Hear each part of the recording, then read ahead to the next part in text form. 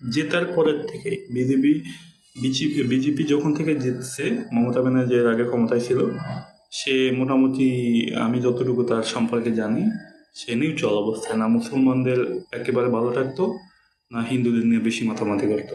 সে শিক্ষিত লোক ছিল, শিক্ষিত লোক, হ্যাঁ। সে কি বলে, ইসলাম ধর্মের সম্পর্ক যেরকম জানে, তাদের ধর্মের সম্পর্ক সেরকম জানে।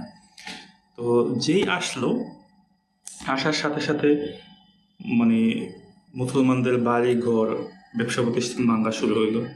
কিছু কিছু জায়গায় খবর আসছে যে মুসলমানদের অনেককে তারা হত্যা করে ফেলাইছে কোনো কারণ ছাড়া, কারণ তারা মুসলমান।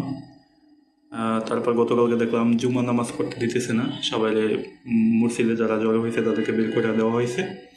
আজকে আবার সকালে দেখলাম যে একজন নামাজ পড়তেছে মসজিদে, তারা ঢোল ডগর বাঁশি বুশি এগুলো নিয়ে দেয়, সেখানে তারা তাদের হনুমান চল্লিশা না কি যেন এগুলা পড়তেছে। মানে যত অন্যায় অত্যাচার এগুলো শুরু হয়েছে।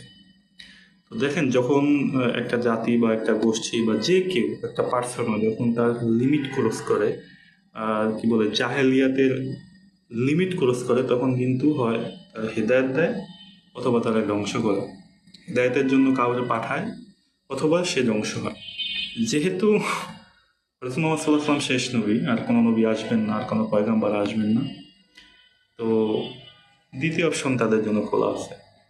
আমরা যেহেতু বাংলাদেশে আছি, আমরা চাইলেই পারবো না। আমাদের সরকার চাইলে অনেক কিছু হয়তো পারবে, কিন্তু তারা তো অনেকেই ভারতের গোলাম হয়ে বসে আছে, তো তারা কিছু করবে না। তো আমাদের যার যার পক্ষ থেকে আমরা নিন্দা জানাবো, আমরা এগুলো মানুষদেরকে জানাবো যে তারা কিভাবে মুসলমানদের উপর অত্যাচার করতেছে, এবং এগুলা যে অন্যায়, এই অন্যায়কে আমরা অন্যায় বলতে শিখব। আমি আমার পক্ষ থেকে এটা তীব্র নিন্দা জানাতেছি যে যারা, যারা যেখানেই হোক, মানুষের উপর যারা অন্যায় করে, বিশেষ করে এখন মুসলমানদের উপর যে অন্যায়টা হইতেছে, এটা তারা অন্যায় করতেছে, যারা করতেছে তাদের কঠোর শাস্তির আওতায় আনা হোক। অন্যথায় আল্লাহর কাছে বিচার দেওয়া ছাড়া কিছু না। আল্লাহ যেটা ফয়সালা, যেটা ভালো মনে করেন সেটাই করুক। আসসালামু আলাইকুম।